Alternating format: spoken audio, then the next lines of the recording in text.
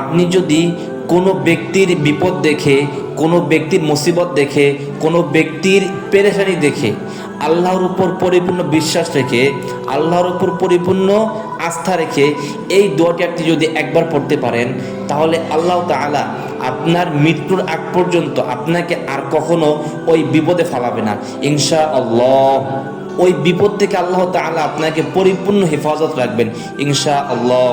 নবী করিম সাল্লাল্লাহু আলাইহি ওয়াসাল্লাম বলেছেন, যদি কোনো ব্যক্তির বিপদ দেখে, মুসিবত দেখে, কোনো ব্যক্তির পেরেশানি দেখে যদি আল্লাহর উপর পরিপূর্ণ বিশ্বাস রেখে এই দোয়াটি একবার পাঠ করতে পারে, তাহলে আল্লাহ তাআলা তাকে ওই বিপদ থেকে পরিপূর্ণ মুক্তি দিবেন এবং তার মৃত্যুর আগ পর্যন্ত আল্লাহ তাআলা কখনো তাকে আর ওই বিপদে ফেলাবেন না ইনশাআল্লাহ।